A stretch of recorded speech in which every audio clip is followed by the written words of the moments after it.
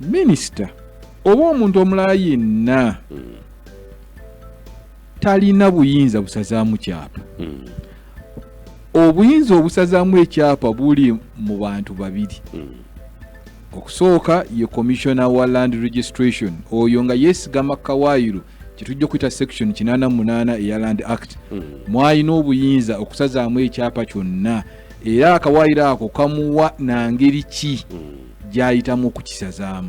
Tulifuna obudde tulisoma ku ngeri ekintu gye kitambula. Naye oyo commissioner oba omuwandiisi omukulu w'ebyapa yalina obuyinza okusazaamu ekyapa era ng'ayita mu buwaayiro amateeka ge galambika obulungi. Ekifo ekyokubiri ye kooti, z'embuga za kooti. Ekkooti zirina obuyinza okulagira okusazaamu ekyapa. N'olwekyo bw'etaba kooti, bw'ataba commissioner land registration, omuntu mulala yonna by'aba ayogedde abeera anyumizaamu bunyumya.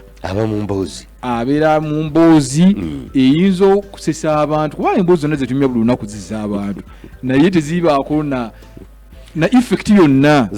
Zikomaawo omuntu n'awuliza n'atama n'agirekaawo. Kooti zaalaga mu musango gwa mukyala muwala wa Ssebalu bamuyita Themi Nakibuuka yawaaba omusango ng'awawabira Peter Sematimba. Balina ettaka lye baali bakanire ye Muyenga nga mwami Ssebalu looyo omukukunavu yali afudde kati nga ettaka eryo Peter Sematimba n'aliteeka mu mannya ge oluvannyuma lwa looyo oyo okufa.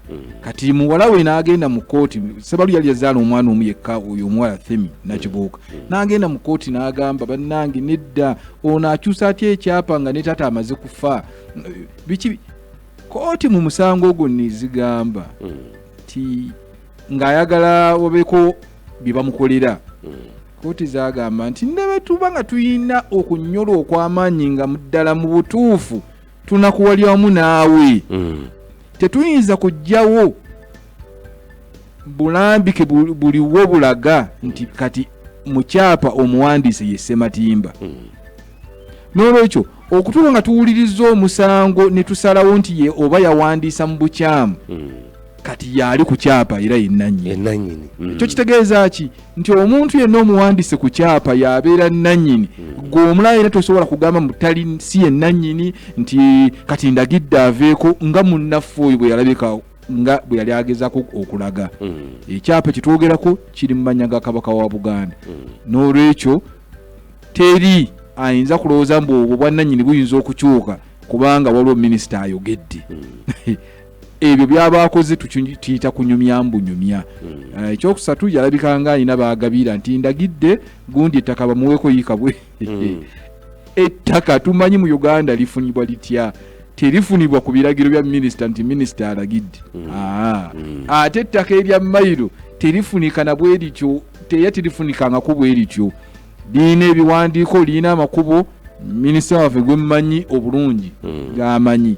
Ettaka lya mayiro oligula bali kugabira bwe bityo. Toyinza kugamba nti nno balagira minisita nti naawe genda ofune, naawe n'ogenda n'ofuna. Olaba ne mu 1972 Idi Amin president wa Uganda bwe yagabira ebintu ng'abayindi abagobye.